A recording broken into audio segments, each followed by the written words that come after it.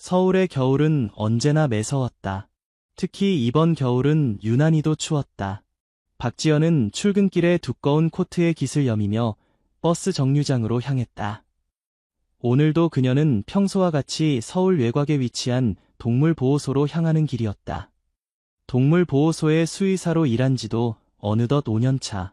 그녀의 삶은 대부분 동물들과 함께였다. 오늘도 추운 날이네요. 버스에 올라타며 운전기사에게 인사를 건넸다. 운전기사는 고개를 끄덕이며 미소를 지었다. 창밖으로 보이는 하얀 눈은 도시를 하얀 이불로 덮고 있었다. 지연은 창에 머리를 기대며 오늘의 일정을 생각했다. 오늘은 새로 구조된 동물들의 건강검진이 예정되어 있었다. 하지만 그녀는 알지 못했다. 오늘이 그녀의 인생을 바꿔놓을 운명적인 날이 될 줄은.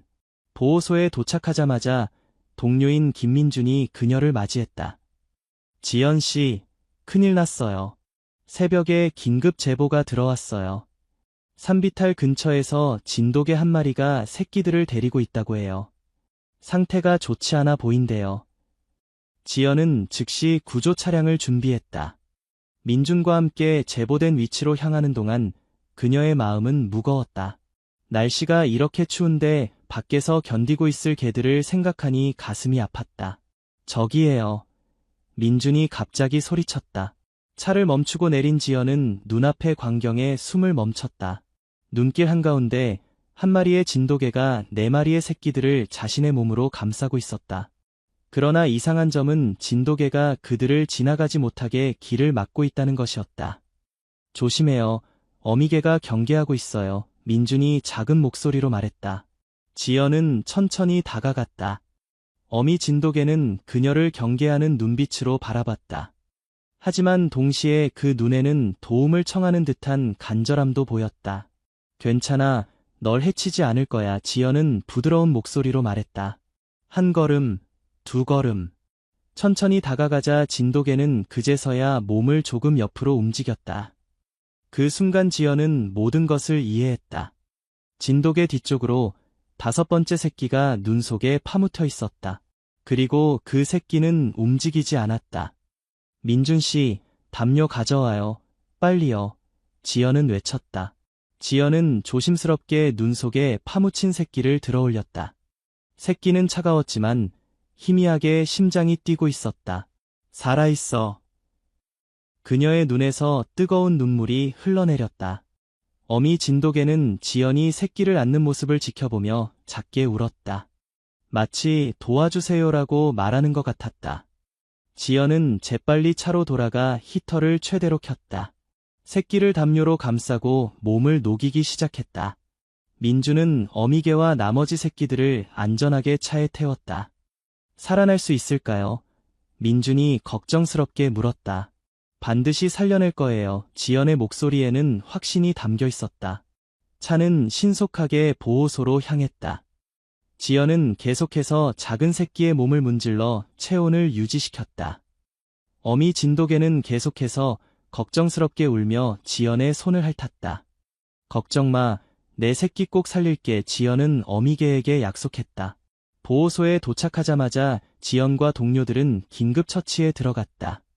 다행히 5번째 새끼는 저체온증에 걸렸을 뿐 큰 부상은 없었다. 어미개와 나머지 새끼들도 건강 상태는 양호했다. 몇 시간의 치료 끝에 모든 새끼들이 안전하게 어미의 품에서 젖을 먹기 시작했다. 지연은 그들을 지켜보며 미소를 지었다. 정말 똑똑한 어미네요. 사람들이 지나가는 길목에서 기다린 거예요. 도움을 청하려고요. 민준이 감탄했다. 지연은 조용히 고개를 끄덕였다. 이미 그녀의 마음은 결정되어 있었다. 이 가족을 보살필 사람은 바로 자신이라고. 그렇게 지연과 진돗개 가족의 인연이 시작되었다. 그녀는 어미개에게 하나라는 이름을 지어주었다. 하나처럼 강인하고 결단력 있는 어미라는 의미로.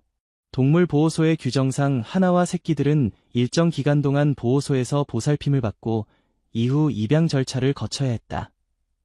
하지만 지연은 이미 그들을 자신의 가족으로 생각하고 있었다. 하나야, 이제 조금만 참아. 곧 좋은 곳으로 데려갈게. 지연은 매일 아침 출근하자마자 하나를 찾아가 속삭였다. 새끼들은 날이 갈수록 건강해졌다. 특히 눈 속에서 구조된 5번째 새끼 별이는 놀라울 정도로 빠르게 회복되었다. 지연은 별이가 특별하다고 느꼈다. 항상 지연을 보면 반갑게 꼬리를 흔들며 작은 발로 케이지를 긁었다. 한 달이 지나고 드디어 하나와 새끼들이 입양될 시기가 되었다. 지연은 원장실로 향했다.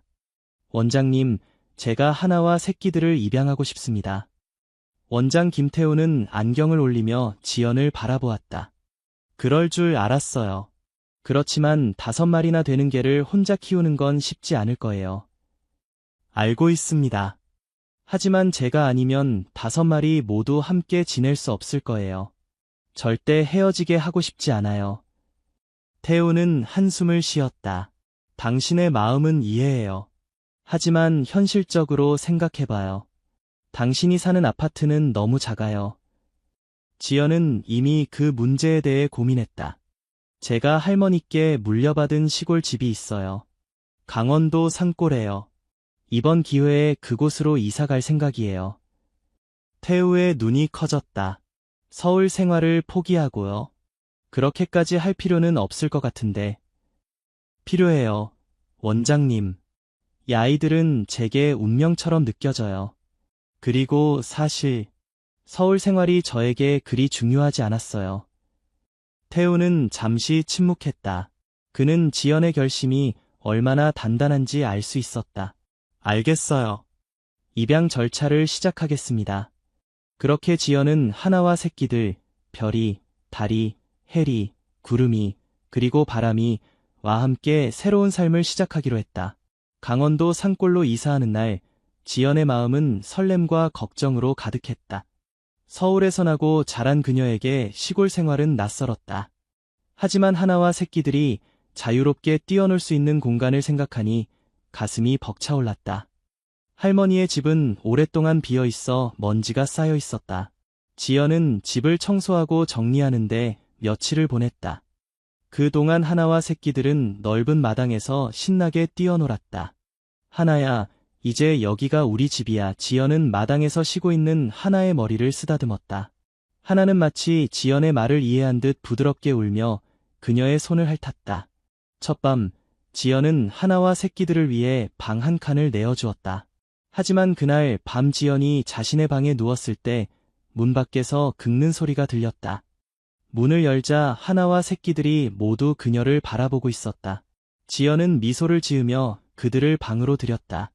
그날부터 지연의 침대는 하나와 새끼들로 가득 찼다.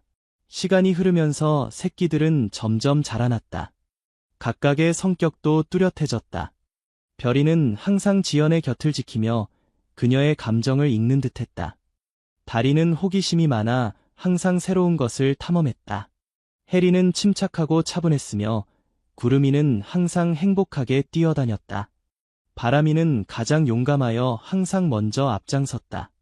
지연은 시골 생활에 조금씩 적응해갔다. 마을 사람들은 처음에는 서울에서 온 젊은 여성을 의아하게 바라봤지만 곧 그녀의 따뜻한 마음에 마음을 열었다.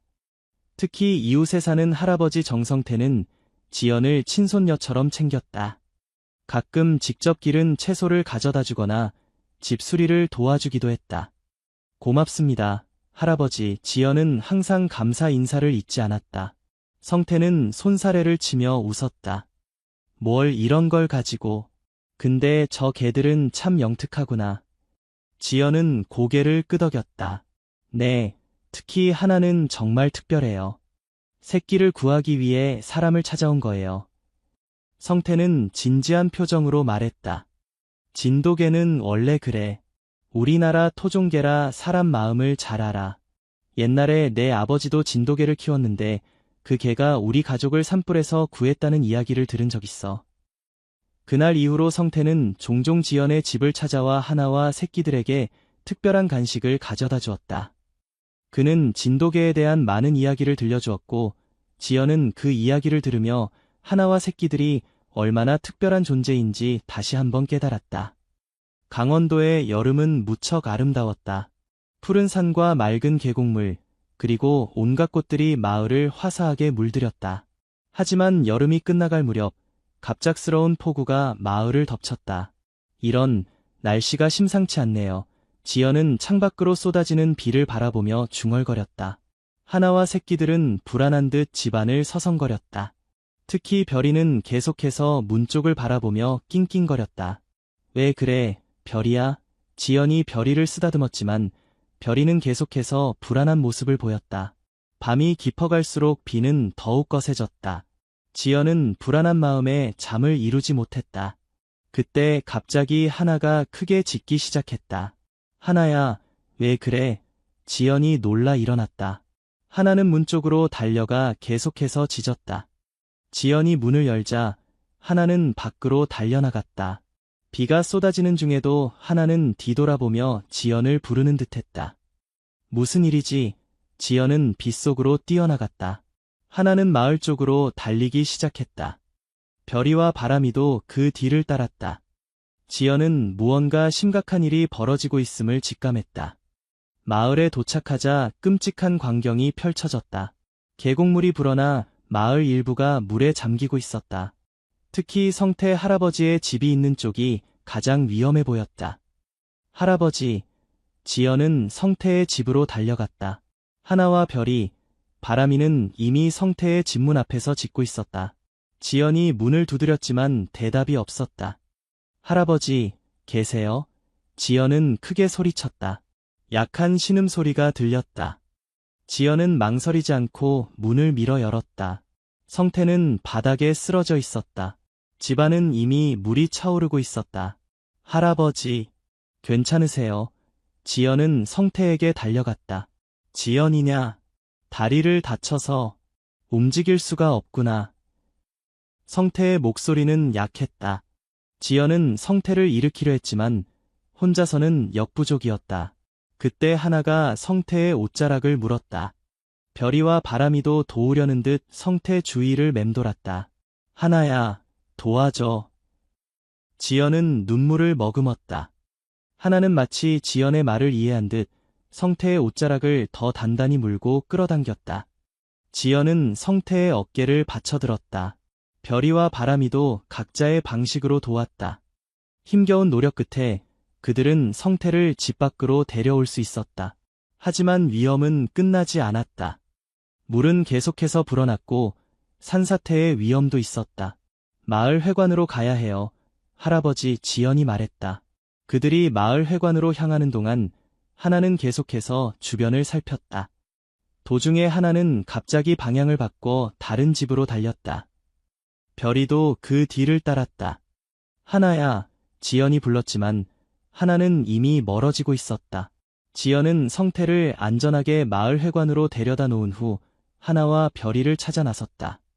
비는 계속해서 쏟아졌고 물은 점점 더 불어났다. 그녀는 하나와 별이가 달려간 집으로 향했다. 그 집은 마을에서 조금 떨어진 곳에 위치한 외딴 집이었다. 그곳에는 노부부가 살고 있었다.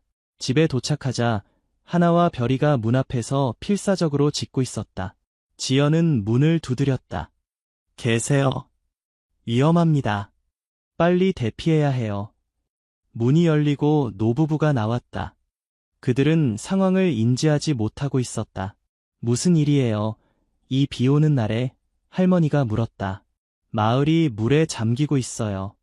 빨리 마을 회관으로 대피해야 합니다. 지연이 급하게 설명했다. 노부부는 서둘러 짐을 챙겼다. 그들이 집을 나서는 순간 뒷산에서 요란한 소리가 들렸다. 산사태가 시작된 것이다. 빨리요. 지연이 외쳤다. 하나와 별이는 앞서 달리며 안전한 길을 인도했다. 지연과 노부부는 그들을 따라 필사적으로 달렸다. 뒤에서는 산사태가 점점 가까워졌다. 마을 회관에 도착했을 때 모든 사람들이 그들을 걱정하며 기다리고 있었다. 성태는 이미 응급처치를 받고 있었다. 지연 양, 괜찮은가? 마을 이장이 걱정스럽게 물었다. 네, 다행히 하나와 별이 덕분에 모두 안전하게 왔어요. 지연은 하나와 별이를 자랑스럽게 바라보았다. 그날 밤 마을은 큰 피해를 입었지만 다행히 인명피해는 없었다. 그것은 모두 하나와 별이, 그리고 바람이의 놀라운 감각과 용기 덕분이었다. 다음 날 비가 그치고 해가 떴을 때 마을 사람들은 하나와 새끼들을 마을의 영웅으로 칭했다. 특히 성태는 눈물을 글썽이며 하나의 머리를 쓰다듬었다. 내 목숨을 구해줬구나. 고마워. 지연은 자신의 결정이 옳았음을 다시 한번 확신했다. 하나와 새끼들은 단순한 반려동물이 아니었다. 그들은 가족이자 마을의 수호자였다. 폭우 사건 이후 하나와 새끼들은 마을에서 진정한 영웅이 되었다. 특히 별이는 지연과 더욱 특별한 유대감을 형성했다. 지연은 별이가 다른 개들과는 조금 다르다는 것을 느꼈다. 어느 날 지연은 마당에서 일하고 있었다. 갑자기 별이가 불안하게 짖기 시작했다. 무슨 일이야, 별이? 지연이 물었다. 별이는 계속해서 짖으며 지연의 옷자락을 물고 끌었다. 지연은 별이를 따라갔다. 별이는 지연을 집 뒤편으로 인도했다. 그곳에는 어린 소녀가 쓰러져 있었다. 소녀는 의식이 없었고 얼굴이 창백했다. 이런, 지연은 소녀에게 달려갔다.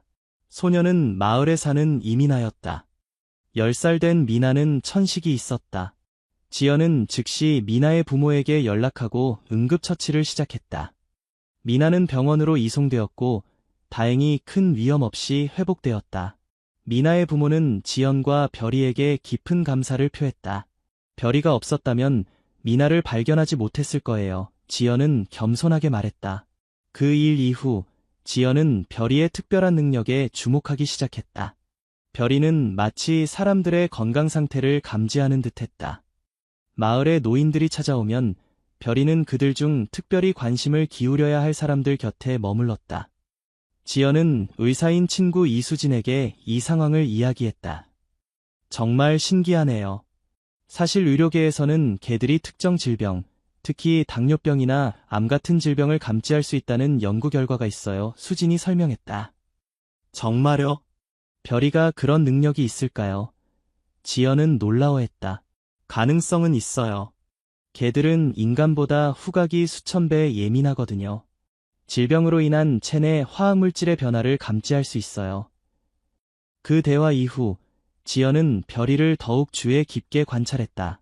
어느 날 성태 할아버지가 집에 찾아왔을 때 별이는 평소와 달리 계속해서 성태의 왼쪽 가슴 부근을 코로 찌르고 불안하게 짖었다. 별이가 왜 저러지? 성태가 물었다. 지연은 별이의 행동을 이상하게 여겼다. 할아버지, 혹시 가슴이 불편하신가요? 가끔 여기가 좀 답답하긴 한데 나이 드니까 그런가 보다 했지. 성태가 대답했다. 지연은 걱정이 되었다. 할아버지, 제가 내일 병원에 모시고 가겠습니다. 검진 한번 받아보세요. 처음에 성태는 거부했지만 지연의 간곡한 설득에 결국 동의했다. 다음 날 병원 검진 결과는 충격적이었다. 성태는 심장 질환이 있었고 치료가 시급했다. 정말 다행이에요. 할아버지, 빨리 발견해서 치료할 수 있게 되었어요. 지연이 안도의 한숨을 쉬었다. 성태는 별이를 바라보며 눈물을 글썽였다. 저 녀석이 내 목숨을 2번이나 구했구나. 그 일 이후 별이의 특별한 능력은 마을 전체에 알려졌다. 사람들은 별이를 의사개라고 부르기 시작했다. 지연은 별이의 능력을 더 개발시키기로 결심했다. 그녀는 인터넷 검색을 통해 질병 탐지견에 대한 정보를 찾아보았다. 전문적인 훈련 방법을 배워 별이에게 적용했다. 별이야, 내가 정말 특별한 아이라는 거 알아. 지연은 매일 별이를 훈련시키며 말했다. 몇 달 동안의 훈련 후 별이는 더욱 정확하게 건강 이상을 감지할 수 있게 되었다. 마을 사람들은 종종 별이와 지연을 찾아와 건강 체크를 부탁했다. 어느 날 서울에서 지연의 오랜 친구 김민호가 찾아왔다. 민호는 소아과 의사였고 별이의 이야기를 듣고 매우 흥미로워했다. 정말 놀라운 일이야. 만약 별이의 능력이 과학적으로 증명된다면 의료계에 큰 도움이 될 거야, 민호가 말했다. 별이가 정확히 어떤 질병을 감지하는지는 아직 모르겠어. 하지만 지금까지 별이가 알려준 사람들은 모두 실제로 건강 문제가 있었어. 지연이 대답했다. 민호는 고개를 끄덕였다. 서울에 있는 의료연구소에 별이의 능력을 테스트해보는 건 어떨까? 내가 소개해줄 수 있어. 지연은 잠시 망설였다. 도시 생활을 떠난 지 오래였고 하나와 새끼들을 떠나는 것도 쉽지 않았다. 별이만 데려가면 되니까 짧게 다녀올 수 있을 거야, 민호가 덧붙였다. 결국 지연은 민호의 제안을 받아들였다. 그녀는 하나와 다른 새끼들을 성태 할아버지에게 맡기고 별이와 함께 서울로 향했다. 서울은 변함없이 분주했다. 지연은 도시의 소음과 복잡함에 다시 적응하는데 시간이 걸렸다. 별이도 처음에는 불안해 보였지만 곧 적응했다. 유료 연구소에서 별이는 1년의 테스트를 받았다. 연구원들은 다양한 환자의 샘플을 준비하고 별이가 질병이 있는 샘플을 찾아낼 수 있는지 확인했다. 결과는 놀라웠다. 별이는 특히 당뇨병, 특정 유형의 암, 그리고 심장질환의 징후를 높은 정확도로 감지했다. 놀라운 결과예요. 연구소 책임자 박 교수가 말했다. 별이는 특별한 재능을 가졌어요. 이런 능력을 가진 개는 전 세계적으로도 매우 드물어요. 지연은 자랑스러웠지만 동시에 걱정되기도 했다. 이제 어떻게 되는 건가요? 박 교수는 미소를 지었다. 우리가 별이를 연구소에 데려와서 훈련시키고 싶어요. 의료 현장에서 활용할 수 있도록요. 지연의 마음이 무거워졌다. 별이의 능력이 많은 사람들을 도울 수 있다는 것은 알지만 별이를 떠나보내는 것은 생각만 해도 가슴이 아팠다. 생각해 볼게요. 지연은 조용히 대답했다. 호텔로 돌아온 지연은 별이를 품에 안고 깊은 생각에 잠겼다. 별이는 마치 지연의 마음을 이해하는 듯 그녀의 손을 핥았다. 별이야, 내가 많은 사람들을 도울 수 있다는 건 알아. 하지만 난 너를 보내기 싫어. 지연은 눈물을 흘렸다.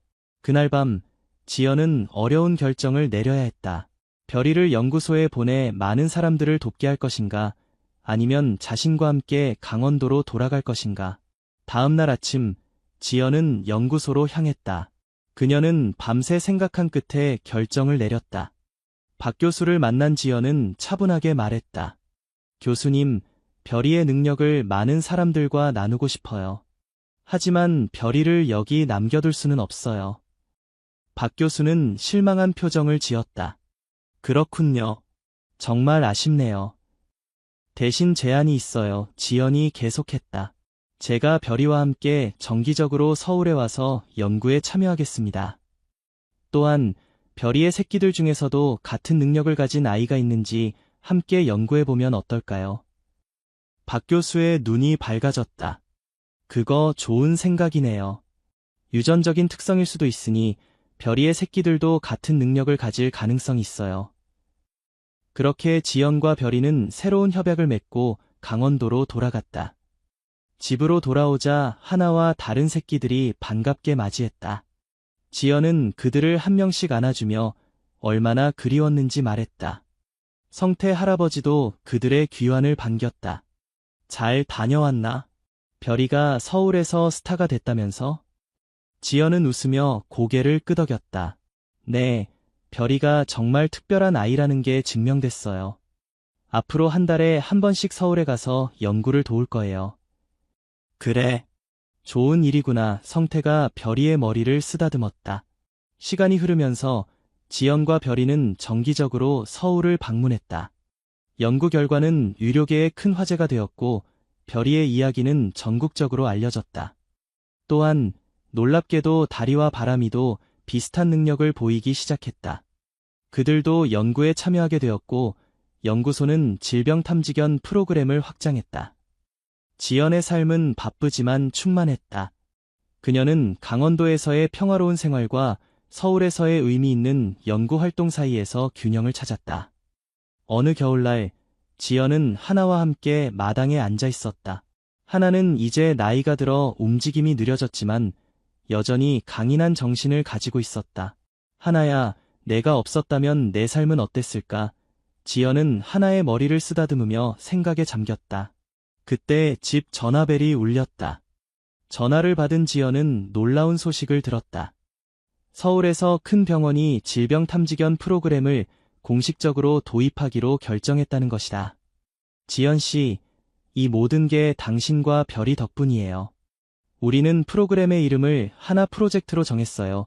박 교수의 목소리가 전화기 너머로 들려왔다. 지연의 눈에 눈물이 고였다. 하나 프로젝트요. 네, 모든 것의 시작인 하나를 기리기 위해서요.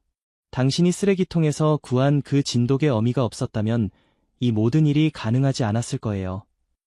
지연은 마당에 앉아있는 하나를 바라보았다. 하나는 마치 지연의 감정을 이해하는 듯 고개를 들어 그녀를 바라보았다. 고마워요, 교수님. 하나가 정말 자랑스러워할 거예요. 전화를 끊은 지연은 하나에게 달려가 그녀를 품에 안았다. 하나야, 내가 시작한 일이 이제 많은 사람들을 구하게 될 거야. 하나는 부드럽게 울며 지연의 손을 핥았다. 그들의 눈에는 서로에 대한 깊은 사랑과 믿음이 담겨 있었다. 그날 밤, 지연은 일기장에 이렇게 적었다. 때로는 가장 예상치 못한 만남이 우리 삶을 완전히 바꿔놓는다. 5년 전 폭풍우 치는 밤에 나는 한 어미개와 그녀의 새끼들을 만났다. 그때는 몰랐다. 그 만남이 얼마나 많은 사람들의 삶을 바꾸게 될지. 세월이 흘러 하나는 15살이 되었다. 진돗개의 평균 수명을 훨씬 넘긴 나이였다. 하나는 이제 대부분의 시간을 집안에서 조용히 쉬며 보냈다. 걷는 것도 힘들어했지만 그녀의 눈빛만은 여전히 맑고 지혜로웠다.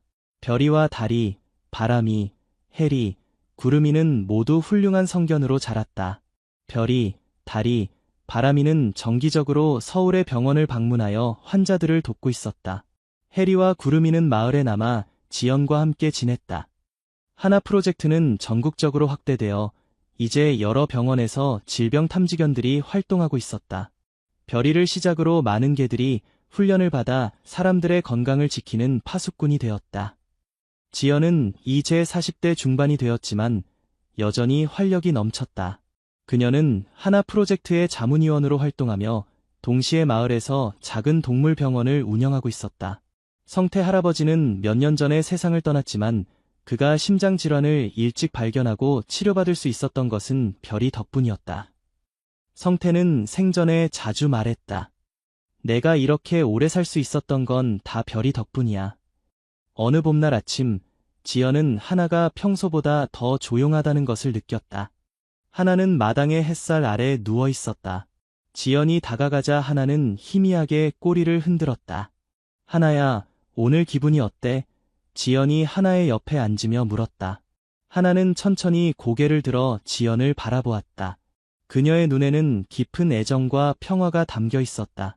지연은 갑자기 가슴이 무거워졌다. 그녀는 본능적으로 하나의 시간이 얼마 남지 않았음을 느꼈다. 고마워, 하나야. 내가 내 인생을 바꿔줬어. 지연은 하나를 부드럽게 안으며 말했다. 그날 하루 종일 지연은 하나 곁을 떠나지 않았다.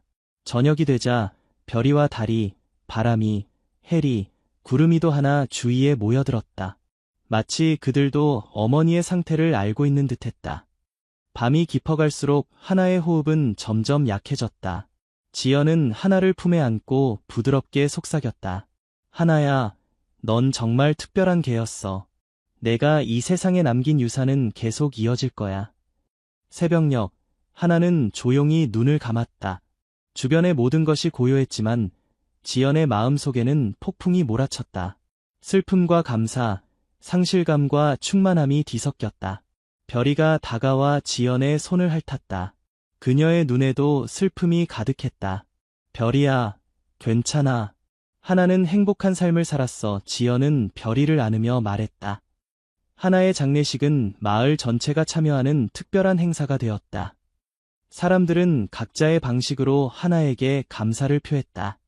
어떤 이들은 하나가 자신의 생명을 구했다고 말했고, 또 다른 이들은 하나의 용기와 지혜에 대해 이야기했다. 지연은 하나를 마을 뒷산의 아름다운 곳에 묻었다. 그곳에서는 마을 전체가 내려다 보였다. 이곳이 내가 지켜준 곳이야. 하나야. 앞으로도 여기서 우리를 지켜봐줘. 지연은 묘비 앞에서 말했다. 묘비에는 이렇게 새겨져 있었다. 하나, 진정한 영웅이자 어머니, 그리고 친구. 그녀의 용기와 사랑은 영원히 기억될 것이다. 하나의 죽음 이후, 지연은 잠시 깊은 슬픔에 잠겼다. 하지만 별이와 나머지 아이들이 그녀를 위로해 주었다. 그들은 지연에게 하나의 정신이 여전히 살아있다는 것을 상기시켰다. 몇 달 후, 서울에서 큰 행사가 열렸다. 하나 프로젝트가 공식적으로 국제적인 프로그램으로 확장된 것을 기념하는 행사였다. 지연은 특별 게스트로 초대받았다. 행사장에 들어서자 수백 명의 사람들이 기립박수를 보냈다. 지연은 별이와 함께 무대에 올랐다. 저는 오늘 하나의 이름으로 이 자리에 섰습니다. 지연이 마이크 앞에서 말했다. 15년 전 눈보라치는 밤에 저는 한 어미 개가 길을 막고 서 있는 것을 발견했습니다. 그녀는 비틀거리고 있었지만 자신의 새끼들을 지키기 위해 용감하게 서 있었습니다. 지연은 잠시 숨을 고르며 계속했다. 그날 밤, 저는 그 어미 개의 이름을 하나라고 지었습니다. 왜냐하면 그녀가 모든 것의 시작이었기 때문입니다. 하나는 자신의 생명을 위험에 빠뜨려가며 새끼들을 구했고, 나중에는 우리 마을 사람들의 생명도 구했습니다. 오늘 우리가 축하하는 이 프로젝트는 하나의 유산입니다. 그녀의 용기와 사랑, 그리고 놀라운 직감이 지금 전 세계 사람들의 생명을 구하고 있습니다. 지연의 연설이 끝나자 큰 박수가 터져나왔다. 무대 뒤에서는 달이, 바람이, 해리, 구름이가 기다리고 있었다. 그들은 모두 하나의 정신을 이어받은 특별한 개들이었다. 행사가 끝난 후 한 노부인이 지연에게 다가왔다. 박지연 씨, 노부인이 물었다. 네, 그렇습니다. 지연이 대답했다. 저는 하나 프로젝트 덕분에 유방암을 조기에 발견할 수 있었어요. 의사는 제가 탐지견 덕분에 목숨을 건졌다고 했어요. 노부인의 눈에 눈물이 고였다. 하나와 당신에게 감사드리고 싶었어요. 지연은 노부인의 손을 잡았다. 하나도 정말 기뻐할 거예요. 그날 밤 서울의 호텔방에서 지연은 창밖을 바라보며 생각에 잠겼다. 도시의 불빛이 별처럼 빛나고 있었다. 하나야, 보고 있니? 내가 시작한 일이 얼마나 멀리까지 퍼져나갔는지 지연은 속삭였다. 별이가 지연의 옆에 누워 고개를 그녀의 무릎에 얹었다. 지연은 별이의 머리를 쓰다듬으며 미소 지었다. 자, 이제 집에 가자. 우리 모두가 기다리고 있을 거야.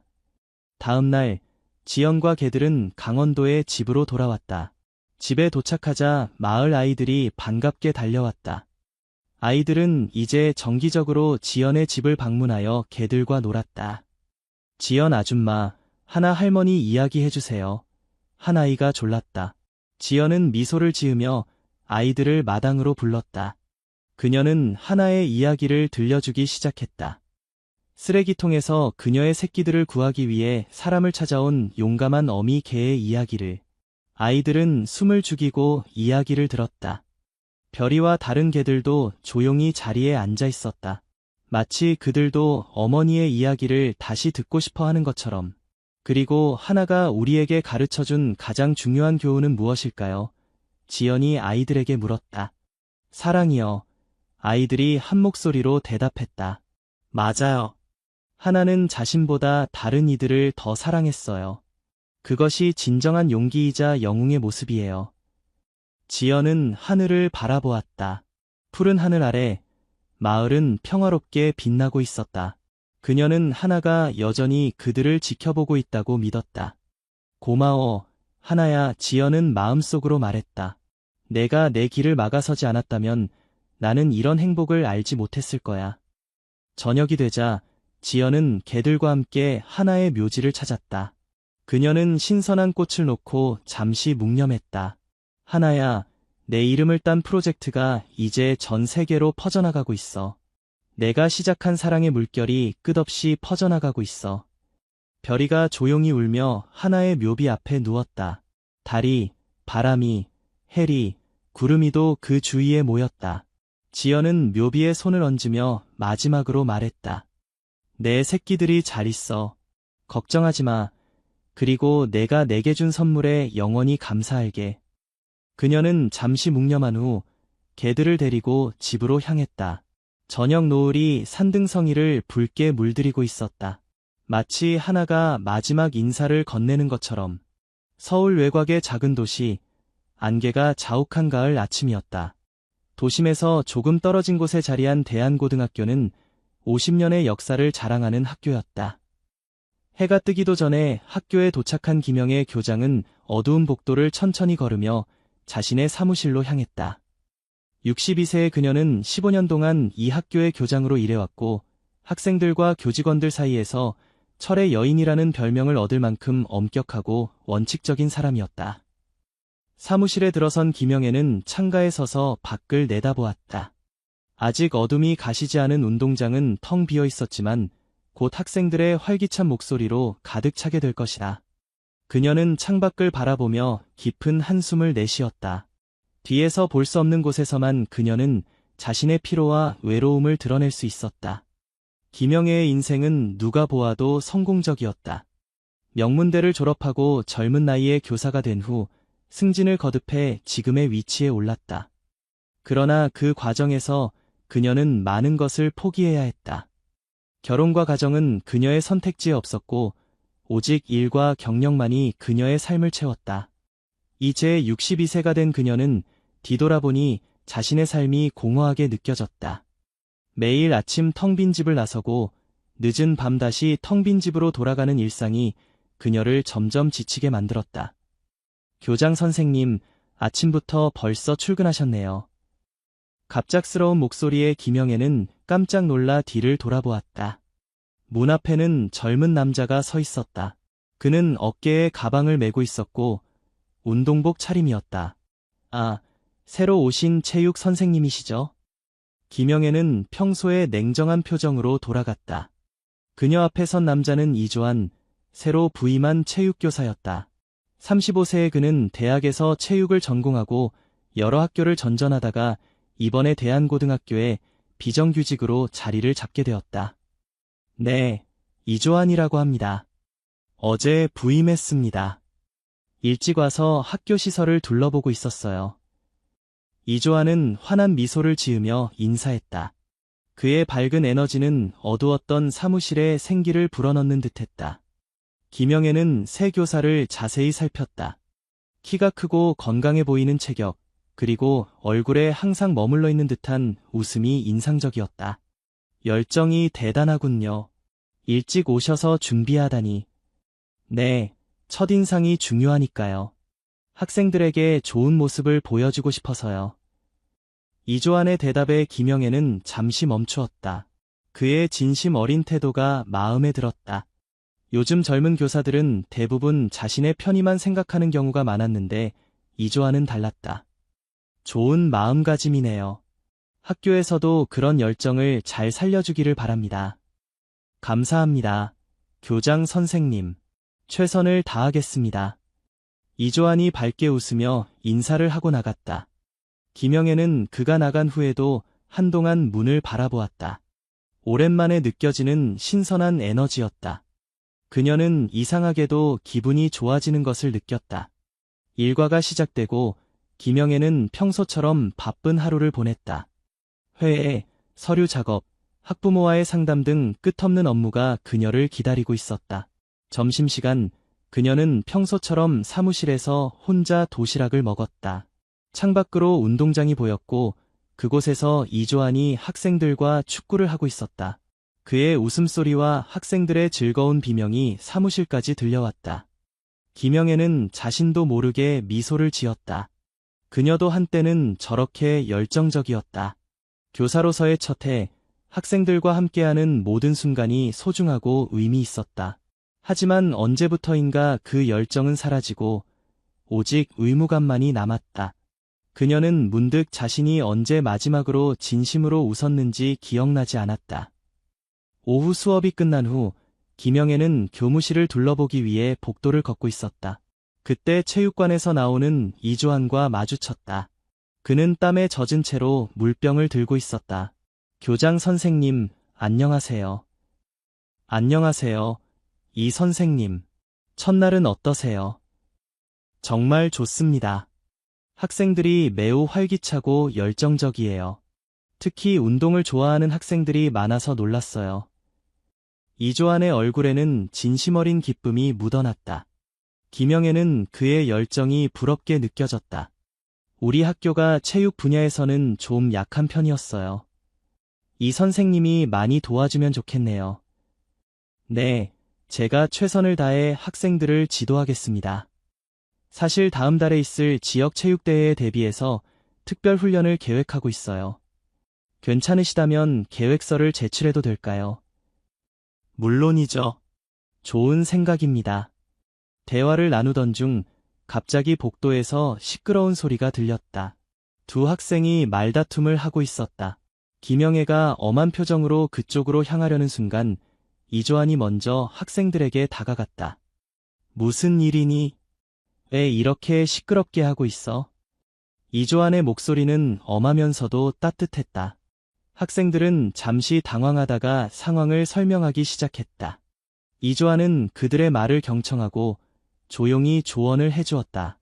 놀랍게도 학생들은 곧 서로 사과하고 화해했다. 김영애는 그 모습을 지켜보며 감탄했다. 그녀라면 아마 학생들을 꾸짖고 벌을 주었을 것이다.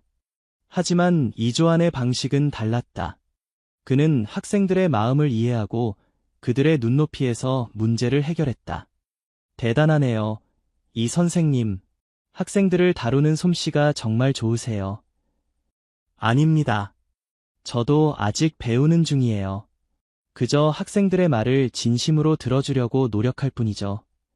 이조안의 겸손한 태도에 김영애는 더욱 호감을 느꼈다. 그녀는 이조안의 능력과 인성이 학교에 큰 도움이 될 것이라고 생각했다. 내일 방과 후에 시간 있으세요? 체육대회 계획에 대해 더 이야기를 나눴으면 해요. 김영애의 제안에 이조안은 기꺼이 수락했다. 그들은 내일 만나기로 약속하고 각자의 길로 향했다. 김영애는 오랜만에 무언가를 기대하는 마음으로 집으로 돌아갔다. 집에 도착한 김영애는 평소처럼 조용한 아파트를 마주했다. 15년 전 남편과 사별한 후 그녀는 혼자 살아왔다. 자녀도 없었다. 그녀의 삶은 학교와 집 사이를 오가는 단조로운 일상이었다. 저녁을 준비하며 그녀는 문득 이조안을 떠올렸다. 그의 밝은 웃음과 열정적인 태도가 머릿속에 맴돌았다.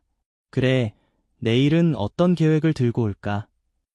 김영애는 미소를 지으며 내일을 기대했다. 오랜만에 느껴지는 설렘이었다. 다음 날, 김영애는 평소보다 조금 더 신경 써서 옷을 골랐다. 평소에는 항상 단정한 정장 차림이었지만 오늘은 조금 더 화사한 색상의 블라우스를 선택했다. 그녀는 거울을 보며 자신의 모습을 확인했다. 나이가 들어 주름이 생긴 얼굴이었지만 오늘따라 생기가 돌아 보였다. 학교에 도착한 김영애는 평소처럼 업무를 처리했다. 하지만 마음 한구석에서는 계속해서 이조안과의 만남을 기대하고 있었다. 점심시간, 그녀는 다시 창밖으로 운동장을 바라보았다. 이조안은 오늘도 학생들과 함께 운동을 하고 있었다. 그의 웃음소리가 멀리서도 들려왔다. 방과 후 약속 시간이 다가왔다. 김영애는 사무실에서 이조안을 기다렸다. 노크 소리가 들리고 이조안이 서류 뭉치를 들고 들어왔다. 안녕하세요, 교장 선생님. 제가 준비한 계획서입니다.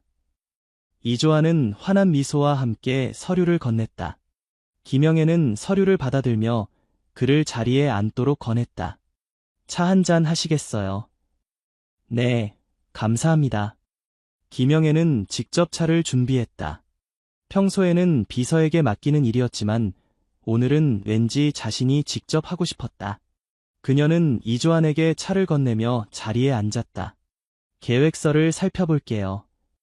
김영애는 이조안이 준비한 계획서를 꼼꼼히 읽기 시작했다. 그것은 단순한 체육대회 계획이 아니었다.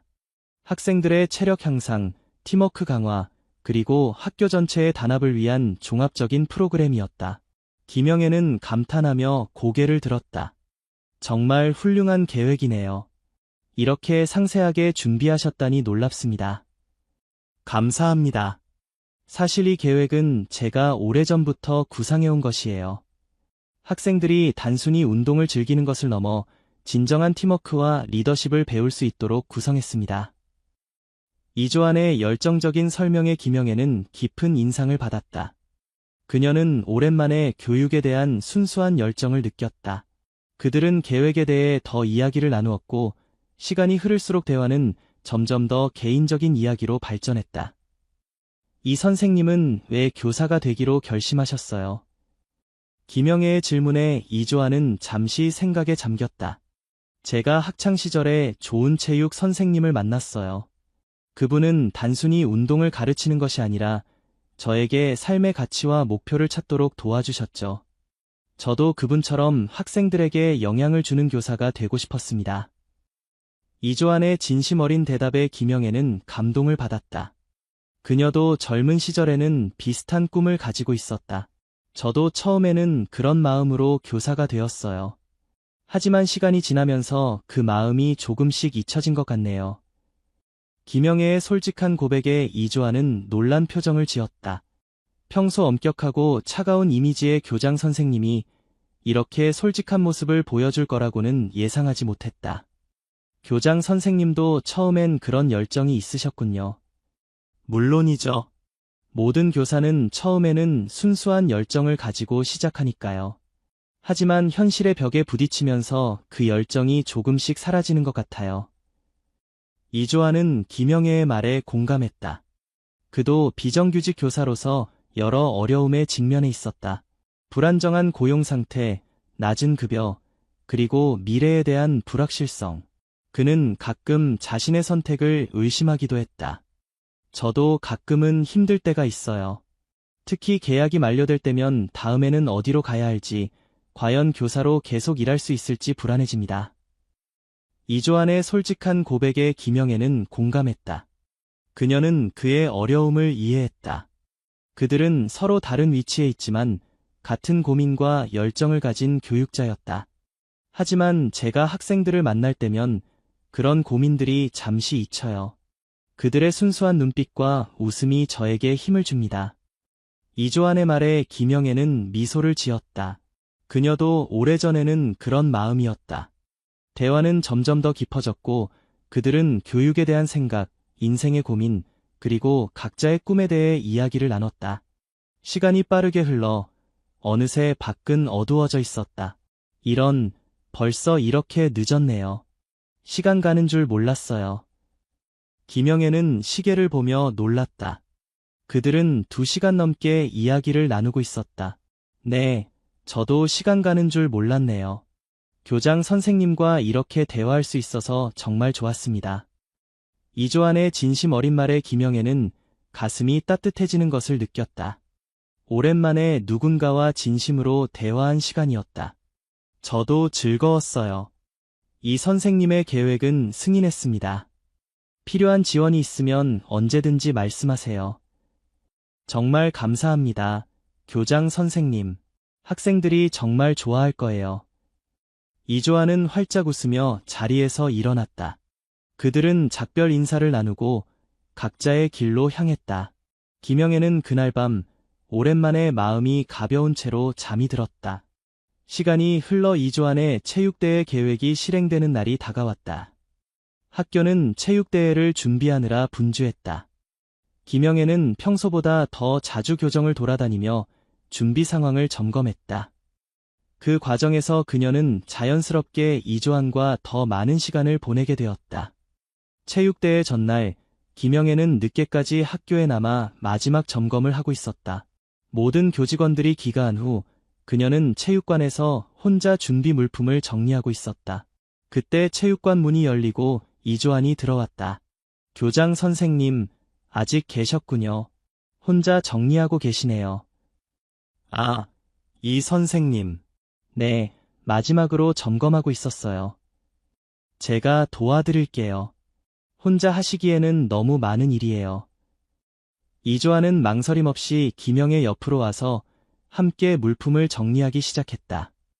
그들은 나란히 앉아 체육대회에 필요한 상품과 메달을 분류했다.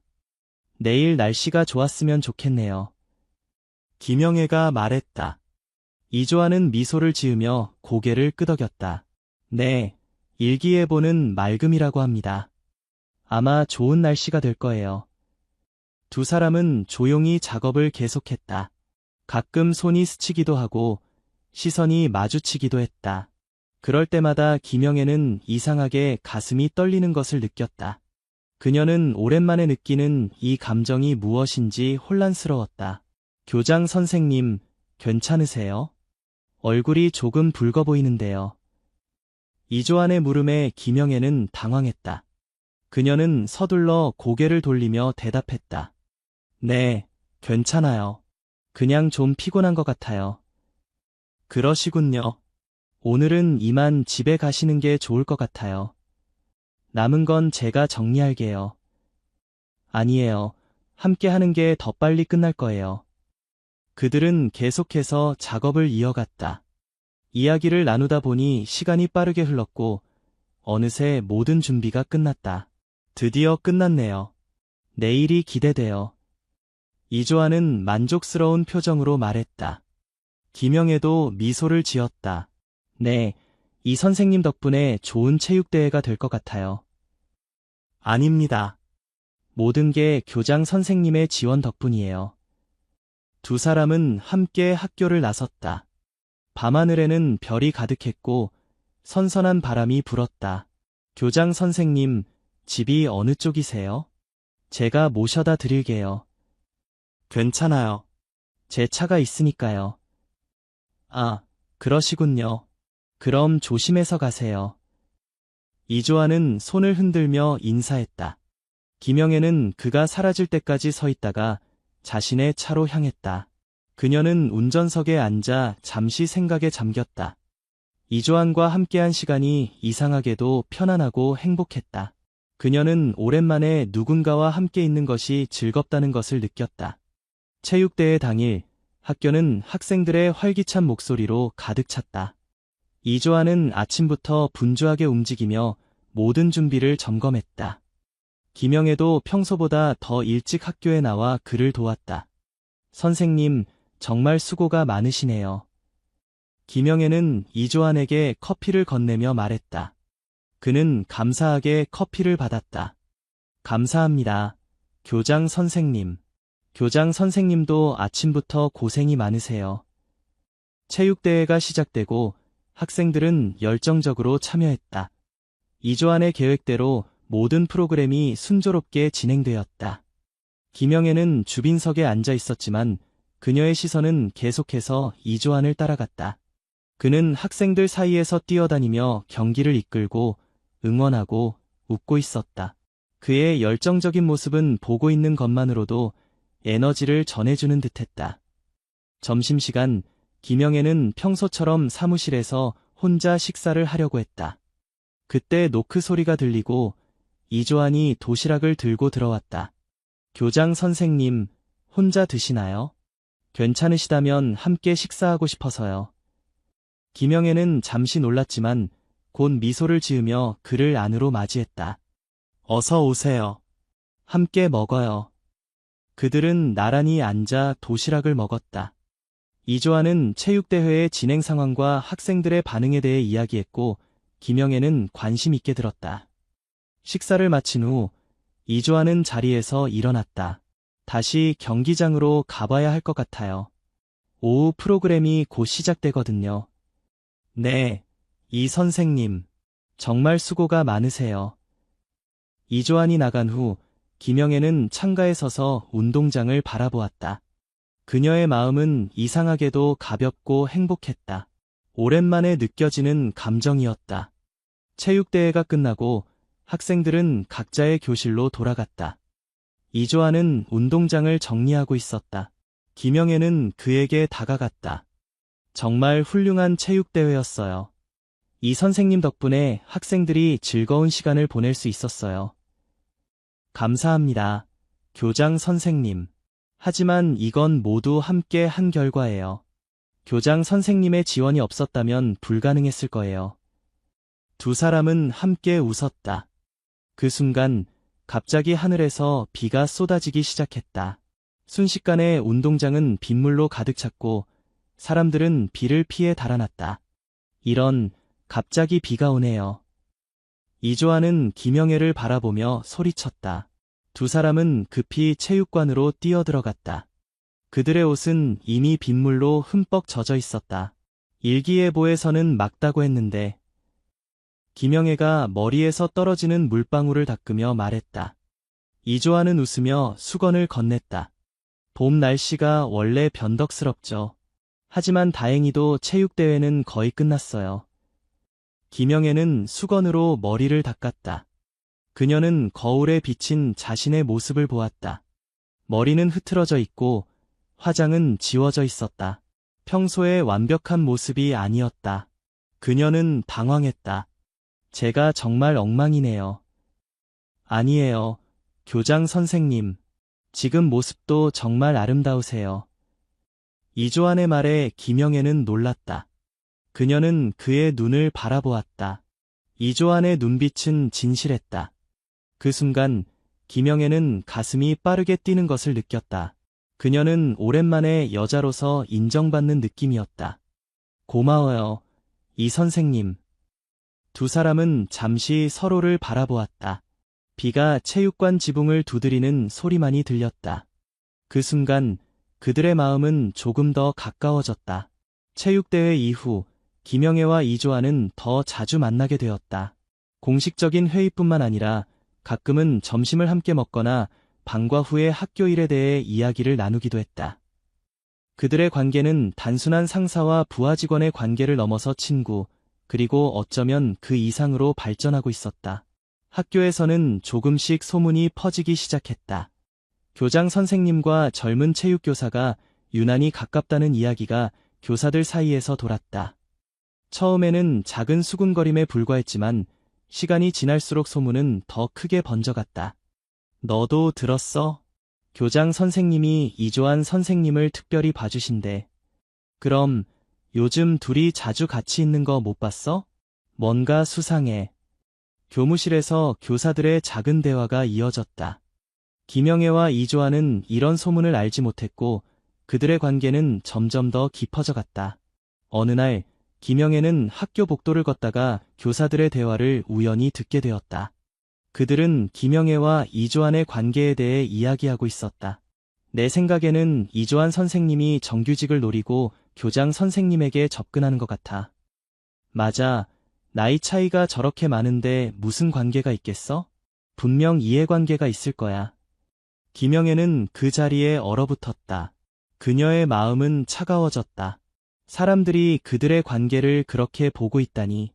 그녀는 자신의 감정이 이조안에게 점점 깊어지고 있다는 것을 알고 있었다. 하지만 이제 그 감정은 묻어두어야 할 것 같았다.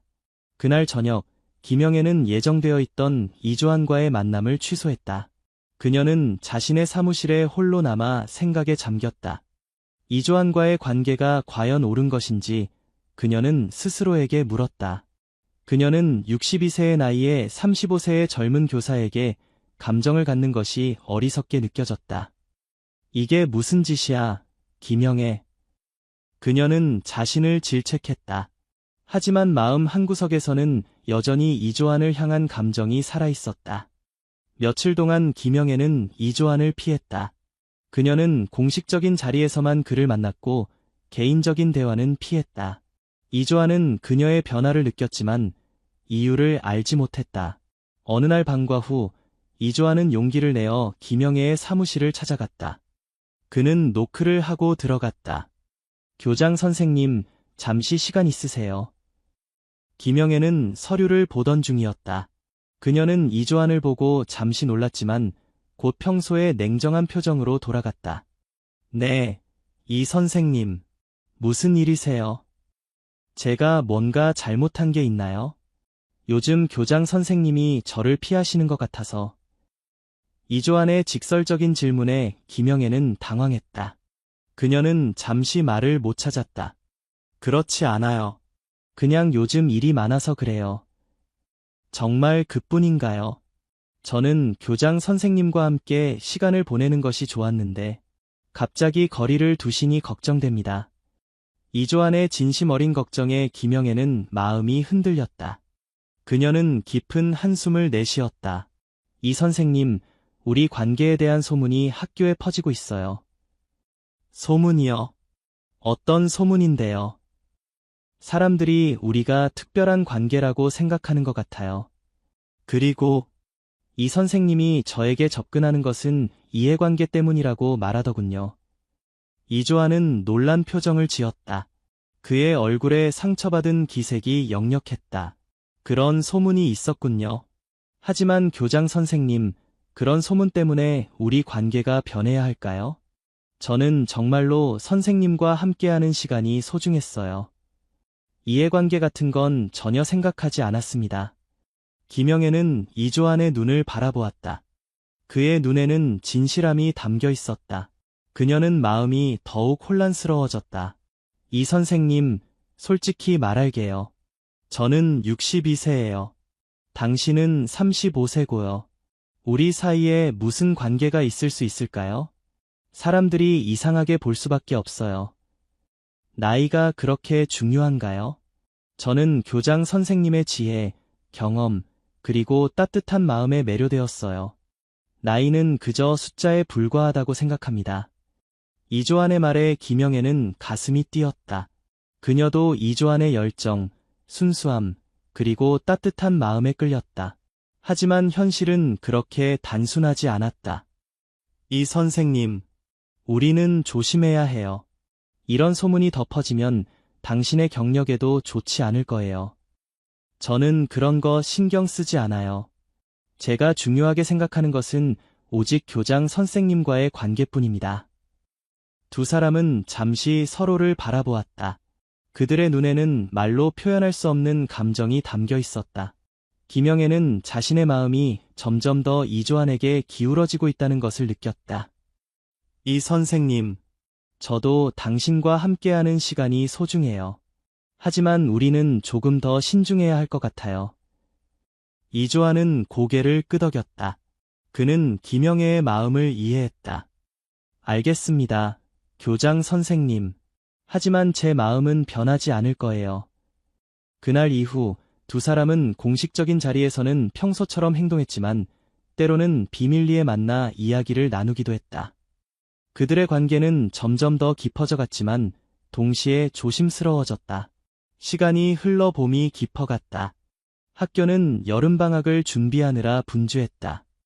김영애는 평소와 달리 몸이 자주 피곤하고 어지러움을 느꼈다.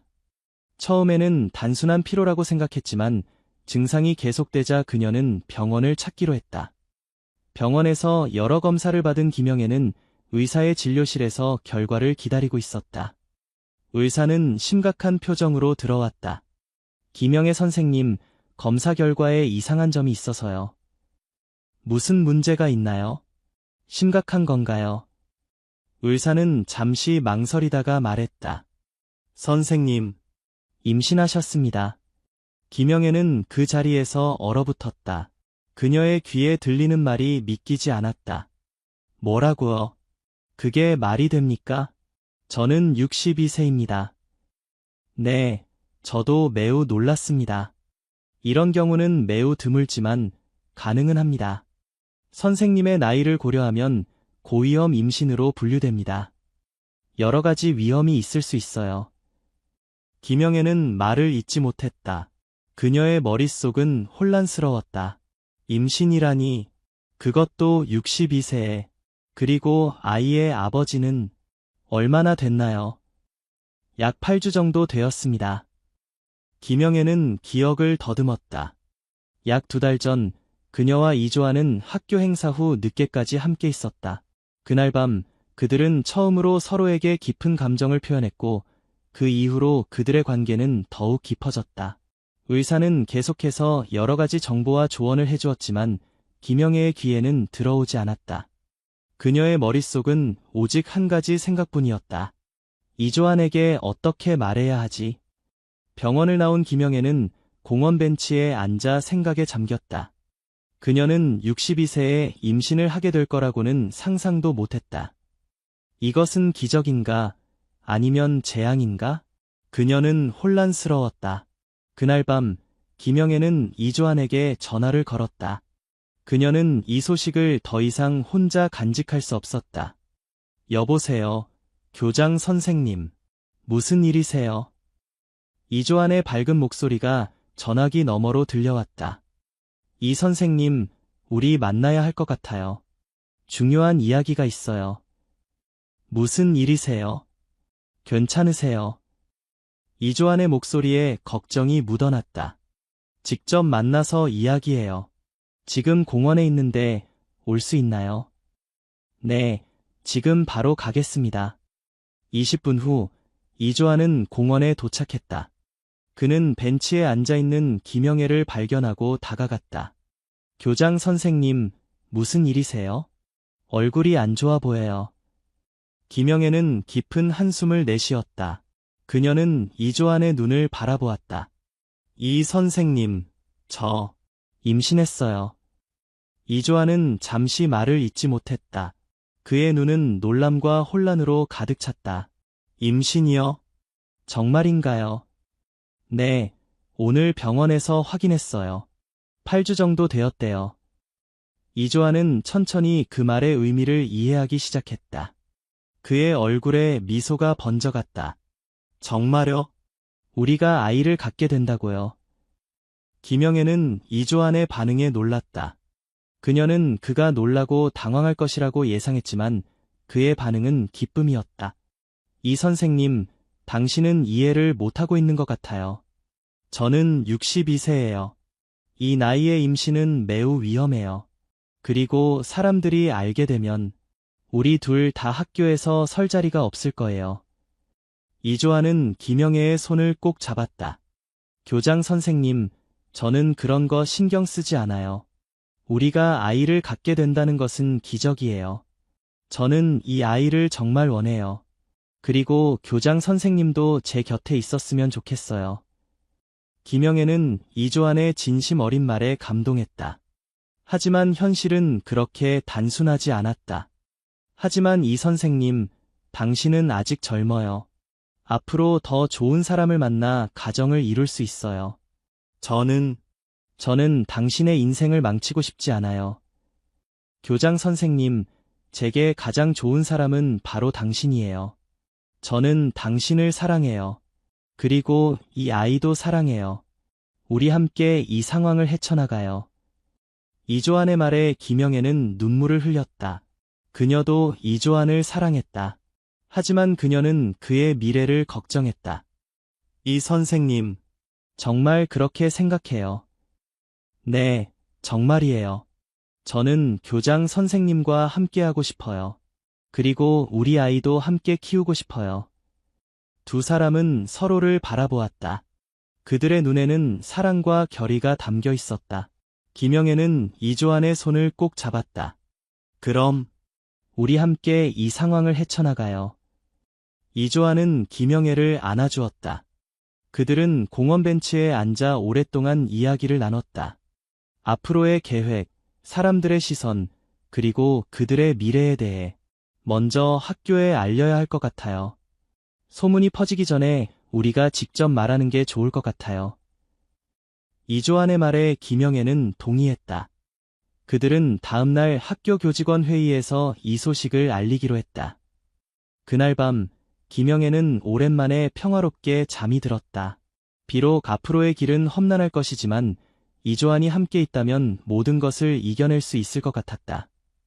다음날 아침 김영애와 이조안은 긴장된 마음으로 학교에 도착했다. 그들은 오전에 예정된 교직원 회의에서 자신들의 관계와 김영애의 임신 소식을 알리기로 했다. 회의실에는 모든 교사들이 모여 있었다. 김영애는 앞에 서서 목을 가다듬었다. 오늘은 공지사항 전에 제가 개인적인 이야기를 나누고 싶습니다. 모든 교사들의 시선이 김영애에게 향했다. 그녀는 잠시 이조안을 바라보았다. 그는 고개를 끄덕이며 그녀에게 용기를 주었다.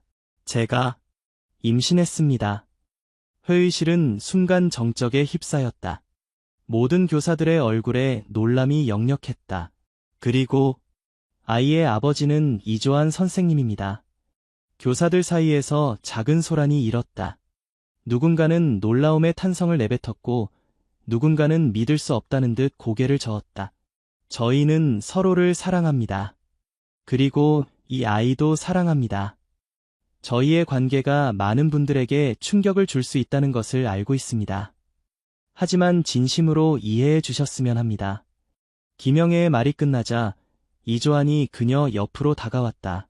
그는 김영애의 손을 잡았다. 저도 한 말씀 드리고 싶습니다. 저는 김영애 교장 선생님을 진심으로 사랑합니다. 많은 분들이 우리의 나이 차이 혹은 제 의도에 대해 의심할 수 있다는 것을 알고 있습니다. 하지만 저의 마음은 진실합니다. 저는 김영애 선생님과 우리 아이와 함께 가정을 이루고 싶습니다. 회의실은 여전히 정적 속에 있었다. 모든 교사들은 이 놀라운 소식을 받아들이기 위해 시간이 필요했다. 마침내 박수진 교감이 자리에서 일어났다. 축하드립니다. 두 분 솔직히 말해서 많이 놀랐습니다. 하지만 두 분이 행복하다면 그게 가장 중요한 것 아닐까요? 박 교감의 말에 몇몇 교사들이 동의하며 고개를 끄덕였다. 하지만 여전히 많은 교사들의 눈에는 의심과 혼란이 담겨 있었다. 이 소식은 곧 학생들과 학부모들에게도 알려질 것입니다. 저희는 모든 책임을 다할 것입니다. 그리고 이 일로 인해 학교에 피해가 가지 않도록 최선을 다하겠습니다. 김영애의 말이 끝나자 회의는 평소와 같이 진행되었지만 분위기는 어색했다. 회의가 끝난 후 몇몇 교사들은 김영애와 이조한에게 다가와 조심스럽게 축하를 건넸다. 하지만 대부분의 교사들은 여전히 이 상황을 어떻게 받아들여야 할지 혼란스러워했다. 그날 오후 김영애는 교육청에 자신의 상황을 보고했다. 교육청에서는 이 상황을 심각하게 받아들였고 김영애에게 휴직을 권고했다. 그녀는 이를 받아들였고 남은 학기 동안 박 교감이 임시로 학교를 이끌기로 했다.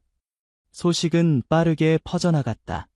학생들 사이에서도 이야기가 화제가 되었고 학부모들 사이에서도 다양한 반응이 나왔다. 일부 학부모들은 이 상황을 비난했고 일부는 두 사람을 응원했다. 이조한 역시 많은 눈초리를 받았다. 특히 그의 동료 교사들 중 일부는 그가 교장 선생님에게 접근한 것이 정규직을 위한 것이라고 의심했다. 하지만 이조한은 그런 소문에 아랑곳하지 않고 김영애를 지지하는 데 집중했다. 며칠 후 김영애와 이조한은 함께 살기 시작했다. 그들은 김영애의 아파트에서 새로운 생활을 시작했다. 처음에는 어색했지만 그들은 점차 서로에게 적응해갔다. 오늘 어떠셨어요? 이조한은 저녁 식사를 준비하며 물었다. 김영애는 소파에 앉아 책을 읽고 있었다. 괜찮아요. 조금 피곤하지만 아이가 잘 크고 있대요. 정말요? 다행이네요. 저도 오늘 병원에 같이 갔어야 했는데.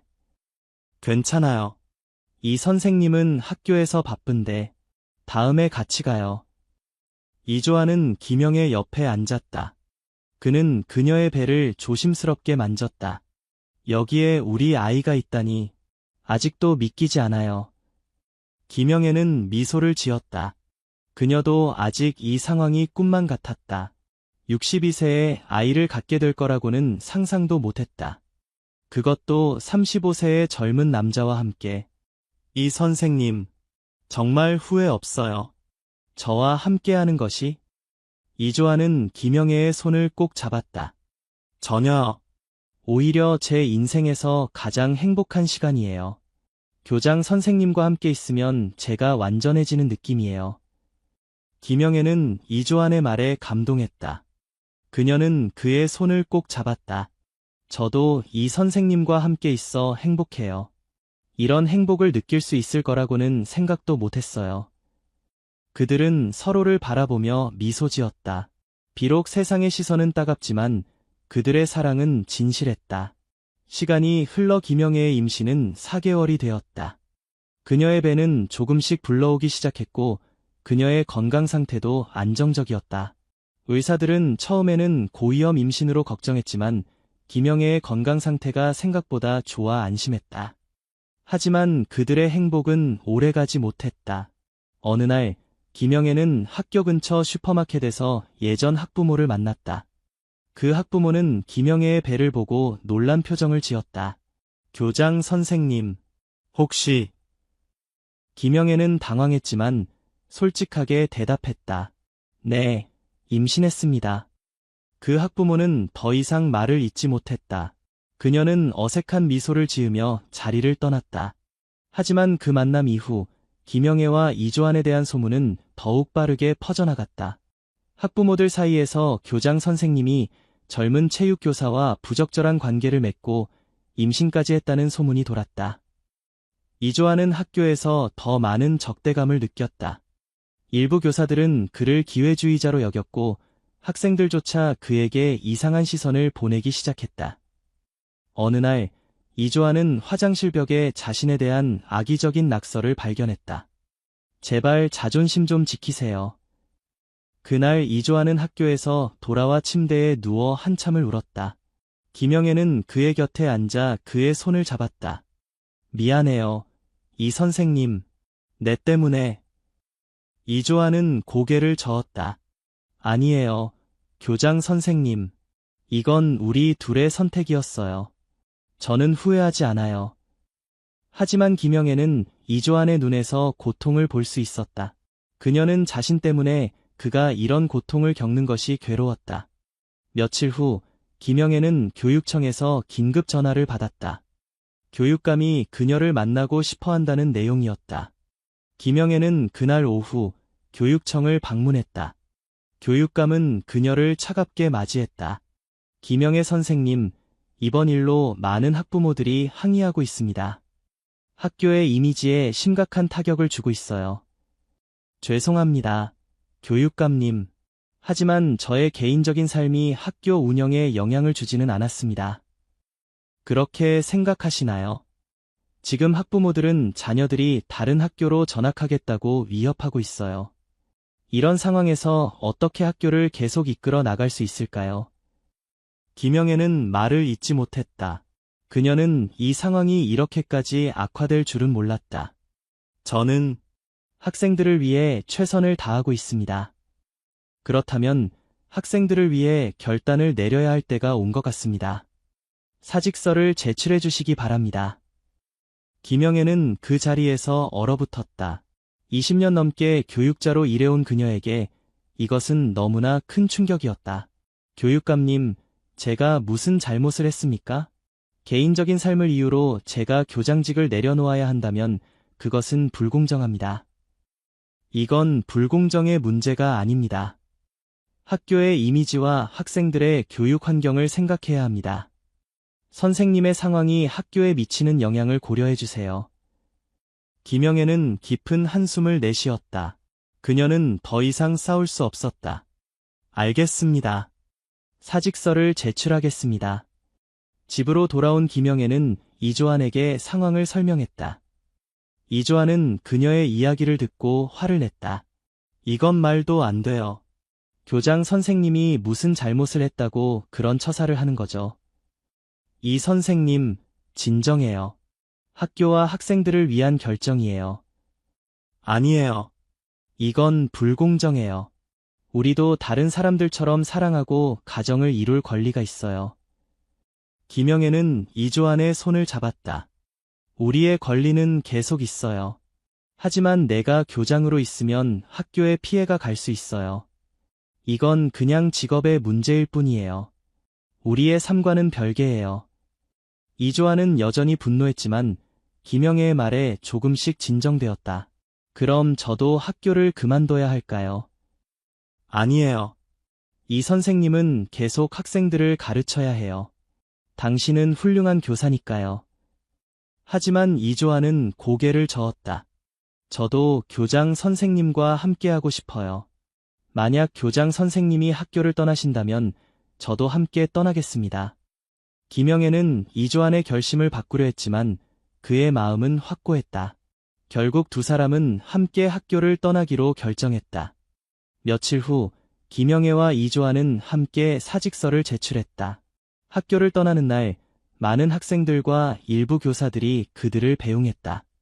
몇몇 학생들은 눈물을 흘리며 작별 인사를 했다. 교장 선생님, 선생님 덕분에 제가 공부를 계속할 수 있었어요. 정말 감사해요. 한 학생이 김영애에게 말했다. 다른 학생들도 비슷한 마음을 전했다. 이 선생님, 선생님의 수업이 정말 재미있었어요. 선생님은 최고의 체육 선생님이셨어요. 학생들의 진심 어린 말에 김영애와 이조아는 깊은 감동을 받았다. 비록 그들은 학교를 떠나지만 그들이 학생들에게 미친 영향은 여전히 남아 있었다. 학교를 떠난 후 김영애와 이조아는 새로운 삶을 시작했다. 이조아는 작은 체육관을 열어 아이들을 가르치기 시작했고 김영애는 집에서 휴식을 취하며 아이를 기다렸다. 그들의 생활은 경제적으로 어려웠지만 그들은 서로를 의지하며 행복했다. 그러던 어느 날 김영애는 갑자기 심한 복통을 느꼈다. 이조아는 급히 그녀를 병원으로 데려갔다. 김영애 선생님, 출혈이 있네요. 태아에게 약간의 스트레스가 있는 것 같습니다. 안정이 필요해요. 의사의 말에 김영애와 이조아는 충격을 받았다. 그들은 그동안의 스트레스가 아이에게 영향을 미쳤을까 걱정했다. 괜찮을까요? 의사 선생님? 이조안이 걱정스럽게 물었다. 현재로서는 큰 문제는 없습니다. 하지만 앞으로는 더 많은 휴식이 필요해요. 특히 김영애 선생님의 나이를 고려하면 더욱 조심해야 합니다. 그날 이후 이조아는 김영애를 위해 더욱 헌신했다. 그는 체육관 일을 줄이고 집에서 김영애를 돌보는데 더 많은 시간을 할애했다. 그는 매일 건강한 음식을 요리하고 김영애가 편안하게 쉴 수 있도록 최선을 다했다. 이 선생님, 너무 무리하지 마세요. 당신도 쉬어야 해요. 김영애는 이조안을 걱정했다. 하지만 이조안은 환한 미소로 대답했다. 저는 괜찮아요.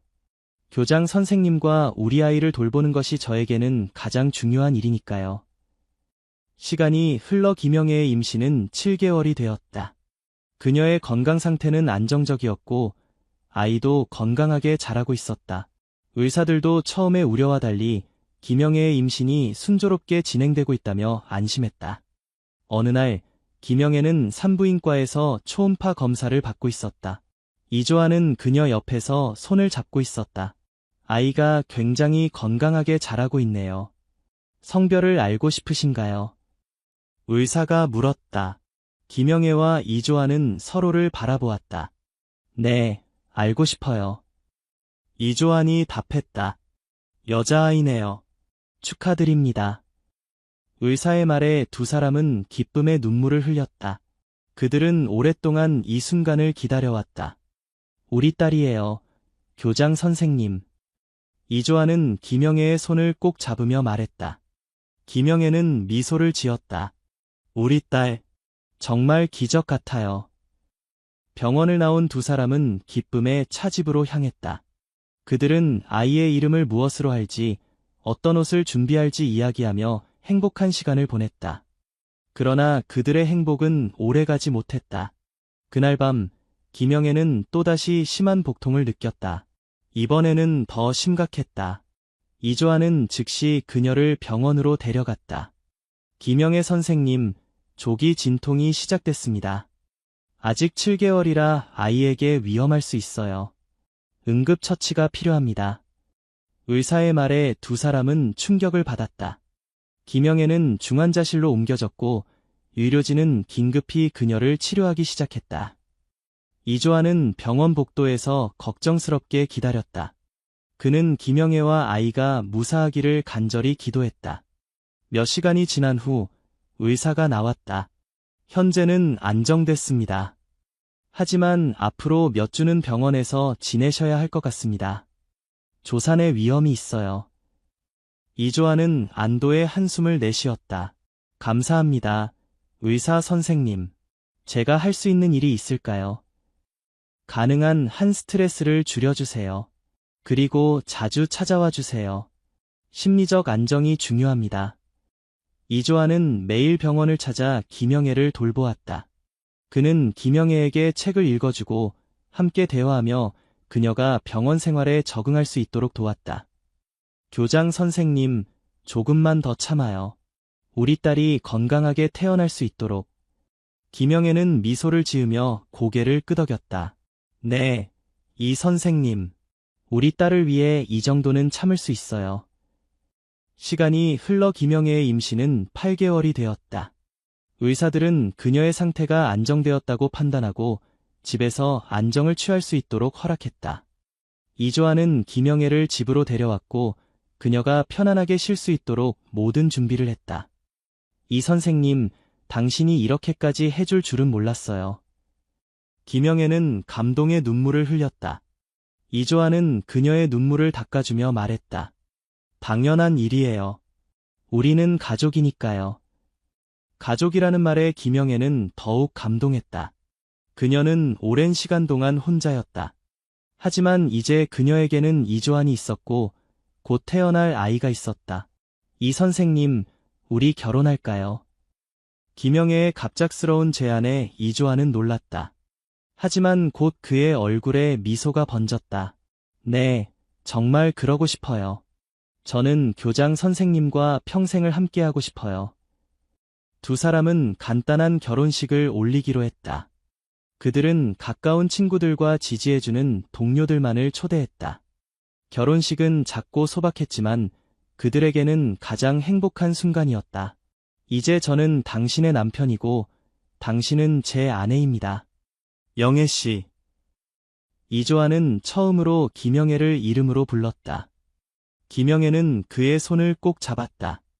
네, 조한 씨. 우리는 이제 진짜 가족이에요. 시간이 흘러 김영애의 출산일이 다가왔다. 그녀는 병원에 입원해 출산을 준비했다. 이조아는 그녀 곁을 한시도 떠나지 않았다. 긴장되세요. 이조안이 물었다. 김영애는 미소를 지으며 고개를 끄덕였다. 네, 조금요. 하지만 당신이 곁에 있어 든든해요. 의사들은 김영애의 나이와 상태를 고려해 제왕절개 수술을 권했다. 그녀는 이를 받아들였고 수술 날짜가 정해졌다. 수술 당일 김영애는 생각보다 평온했다. 그녀는 이조안의 손을 꼭 잡았다. 곧 우리 딸을 만날 수 있어요. 이조안은 김영애의 이마에 키스하며 말했다. 네, 정말 기대돼요. 수술은 순조롭게 진행되었다. 마침내 작은 울음소리가 수술실에 울려 퍼졌다. 축하합니다. 건강한 여자입니다. 의사가 아이를 들어보였다. 김영애와 이조아는 기쁨의 눈물을 흘렸다. 그들의 딸은 작지만 건강했다. 정말 아름다워요. 이조아는 아이를 조심스럽게 안으며 말했다. 김영애도 아이를 바라보며 행복한 미소를 지었다. 우리 딸의 이름은 무엇으로 할까요? 이조안이 물었다. 미라고 하면 어떨까요? 아름다움이라는 뜻이에요. 미. 정말 좋은 이름이네요. 우리 미. 두 사람은 아이의 이름을 김미로 정했다.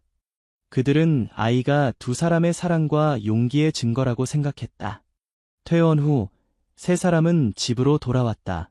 그들의 집은 작지만 사랑으로 가득 찬 보금자리였다. 이조아는 아이를 돌보는데 적극적으로 참여했고 김영애는 그런 그를 보며 더욱 사랑하게 되었다. 조한 씨, 당신은 정말 좋은 아빠예요. 김영애는 이조안이 아이를 목욕시키는 모습을 보며 말했다. 이조안은 미소를 지었다. 아직 배우는 중이에요. 하지만 제 딸을 위해 최선을 다하고 싶어요. 시간이 흘러 미는 건강하게 자라났다. 그녀는 부모의 사랑을 듬뿍 받으며 행복하게 지냈다. 김영애와 이조아는 가끔 사람들의 이상한 시선을 받기도 했지만 그들은 이제 그런 것에 개의치 않았다. 그들에게 중요한 것은 오직 가족의 행복뿐이었다. 어느 날 김영애와 이조아는 공원에서 산책 중 예전 학교의 교사를 만났다. 김영애 선생님, 이조안 선생님, 오랜만이에요. 박수진 교감이었다. 그녀는 미를 보고 미소를 지었다. 이 아이가 바로 그 소문이 주인공이군요. 정말 예쁘네요.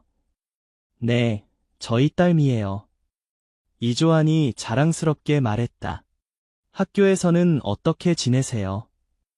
김영애가 물었다. 아, 많은 변화가 있었어요. 선생님들이 떠나신 후 많은 학부모들이 항의했어요.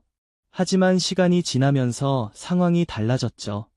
특히 학생들이 두 분을 많이 그리워했어요. 정말요?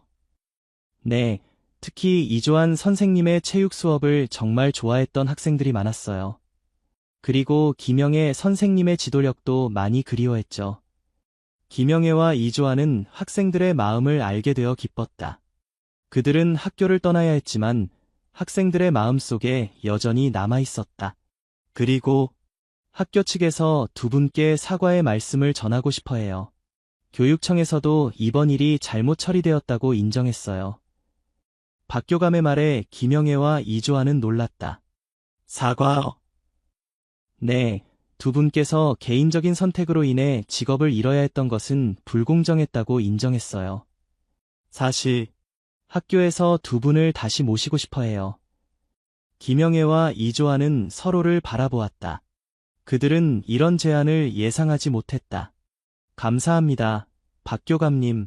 하지만 저희는 지금의 삶에 만족하고 있어요. 미를 키우는 데 집중하고 싶어요. 김영애가 대답했다. 이조한도 동의했다. 네, 언젠가 기회가 된다면 다시 교육 현장으로 돌아가고 싶지만 지금은 우리 가족이 가장 중요해요.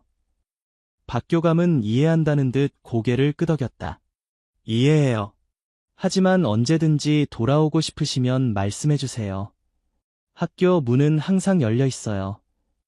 그들은 작별 인사를 나누고 각자의 길로 향했다. 집으로 돌아가는 길, 김영애와 이조한은 박 교감의 제안에 대해 이야기했다. 어떻게 생각해요? 다시 학교로 돌아가 볼까요? 이조한이 물었다. 김영애는 잠시 생각에 잠겼다. 솔직히 말하면 가르치는 일이 그립기는 해요. 하지만 지금은 미가 더 중요해요. 미가 조금 더 잘하면 그때 다시 생각해봐도 될 것 같아요. 저도 같은 생각이에요. 지금은 미를 위해 시간을 내는 게 더 중요해요. 두 사람은 함께 미를 바라보았다. 그들의 딸은 평화롭게 유모차에서 자고 있었다. 그녀의 모습은 그들에게 가장 큰 행복이었다. 우리가 옳은 선택을 한 것 같아요. 김영애가 말했다. 이조한은 그녀의 손을 꼭 잡았다. 네, 우리 가족이 함께하는 이 순간이 가장 소중해요. 그들은 함께 걸으며 미래를 계획했다. 언젠가 그들은 다시 교육 현장으로 돌아갈 수도 있을 것이다. 하지만 지금은 가족으로서의 시간을 소중히 여기고 싶었다.